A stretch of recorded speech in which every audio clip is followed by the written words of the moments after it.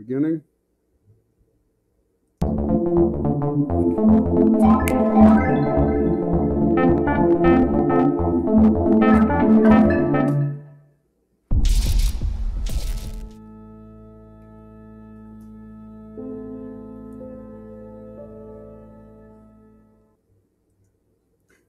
Hey, you got DS1 for DS1.live broadcasting coming to you live from the studios in Richmond, Indiana. Hey, the guest today is Cade Bray. We're previewing his video, Vengeance. This is a little bit to tell about what we're doing and how we're making this come about and what we're going to bring to you, the public. Cade, you want to tell us a little bit about yourself? Yeah, I am a small-time filmmaker. Started when I was around 17. Vengeance has been a 3-year work in progress. It took a lot of hard work. You know how hard it is to gather materials and people to actually contribute and help create something that's actually worthy of being shown on the big screen.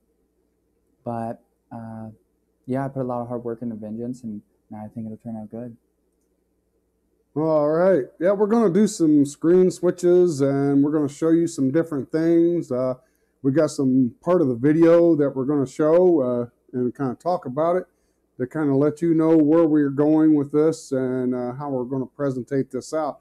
The viewing is the 29th of this month, right? Yeah, this Saturday, 6:30. At Gateway Church. Do you know the address?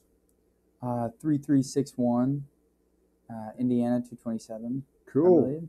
Yeah, so we're looking forward to everybody being there and joining and coming to view this thing. It's like you said, it's been in progress for a pretty good while. So we're going to jump right in here and kind of show you what we're going to do. So just take a look at the screen, and here we go.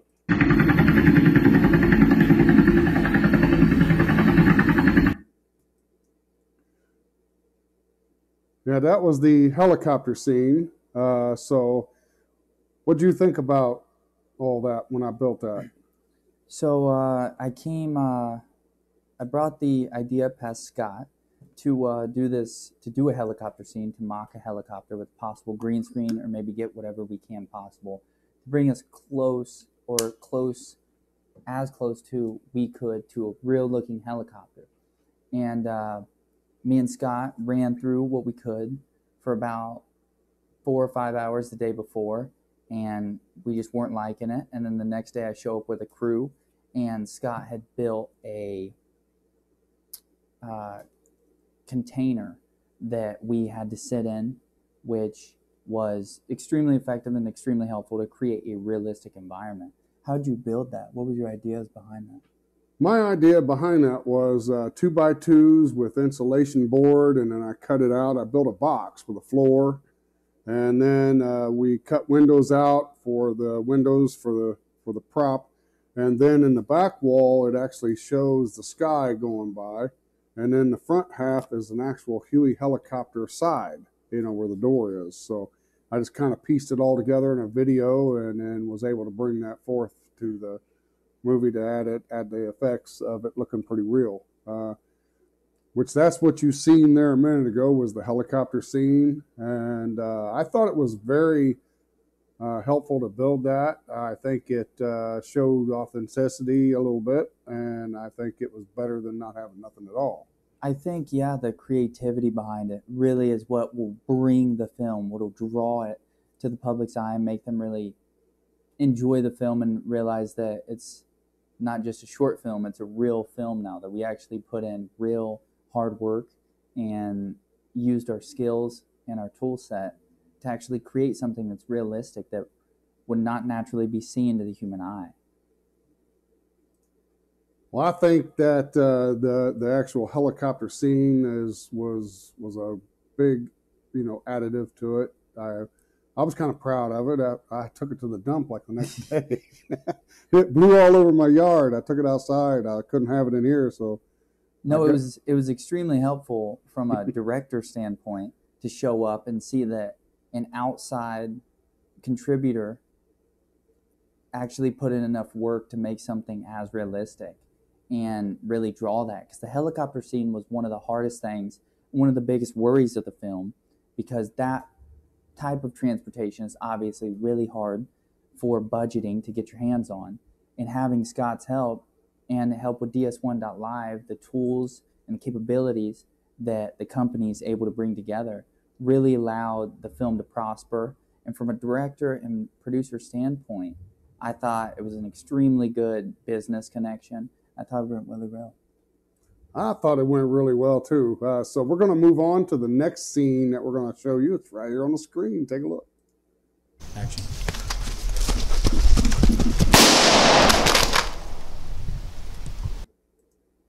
So my question in this scene, was that a real weapon with a blank, or was that a sound effect that was put in? So that was actually, we had to get permission from the location owner, and that was a real gun. It was a real .223 rifle, and it was shooting blanks that we had been really safe and secure with before.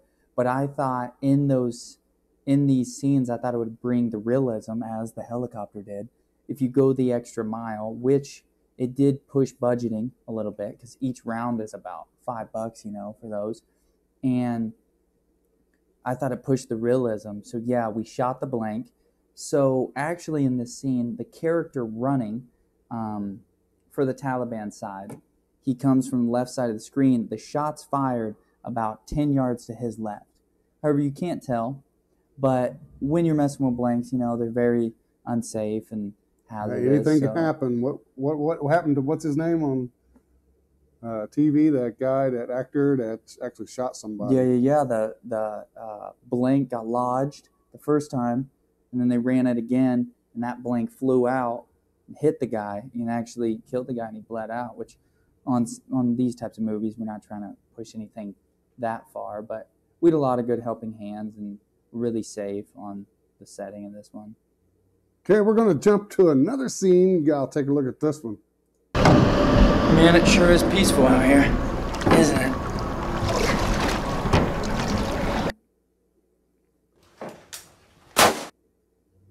Oh, that one kind of jumped ahead, didn't it?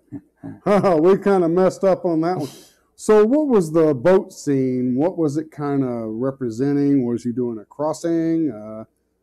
What was that? I mean, I was looking at it and I really didn't understand it. So I thought, well, we'll just talk about that and see what your idea was on that. So in the trailer, it's kind of attempting to tease people for them to guess. It's another mission.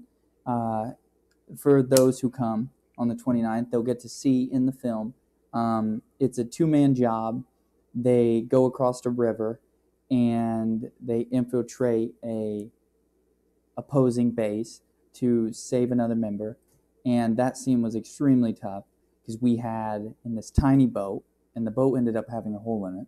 So we only had about 15 minutes on the water, and we have all this expensive camera gear, and nobody really wants to get wet because we have to film the rest of the night.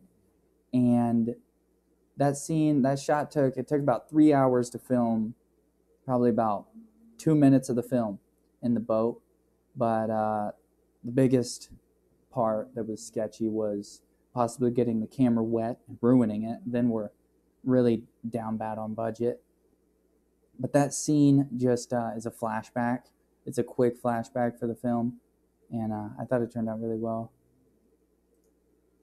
Yeah, I did too. I thought I got to looking at it and thinking, you know, on everything that you've done through this video. I got to participate a lot in the video, and it was definitely a learning experience for me, especially being my age. I felt like I can keep up with the younger guys here, you know what I mean? So, you know, Yeah. He definitely did. Definitely contributed a lot. It was a big factor in pulling this thing together. So, you know, we're going to go to this last scene. Hopefully I didn't cut too much of it out. So let me run it back just a little bit there.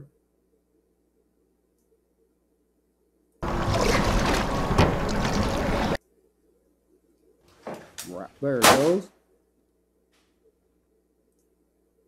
Okay, now what was we thinking about in that scene? Was that the scene where the blood splatter was on the wall. Yeah. So that scene is actually the opening scene for Vengeance. They infiltrate a base once again. It's a 3-man job. The U.S. works with a Russian member, and they infiltrate a base and take over. And there we were using all real blanks on that setting as well. So there were some settings where a lot of it's CGI and effects, but what I tried to do was throughout the film is try to allow the audience not to see the difference between real blanks and the fake ones. But in certain scenes when you're close up with guns, realistically, it's hard to perceive that. So we used all real blanks on that one. We had a good crew turnout that night. We catered food. It was Domino's. We had Mountain Dews and everything for the whole crew. We had a good turnout. About like 16, 17 people showed up. And we had a lot of people behind the camera. And when you do that, you can notice within the film you get very descriptive. You get what you want. Things move a lot faster pace. And I think things go way smoother when you got a lot of people. And within that scene, what I was trying to do is I was trying to get the audience really close to a realistic gunfire. And then I guess you'll find out later on what happened from that gunfire. That's pretty cool. Yeah. I look forward to making more films and stuff using some of the techniques that I have for explosions and firefights and things like that. So hopefully we can continue this on and move into the future. So what we'd like to do is we'd like to invite you guys to Gateway Church on the 29th to preview the movie Vengeance. We've put the trailer out there quite a bit, and I think it's on everything I've got, and I don't know how many hundreds of other people that's watched it off my phone, things like that, and I was really intrigued by it. So if you was intrigued by the trailer, you'll definitely be intrigued by the movie. So you need to come see it.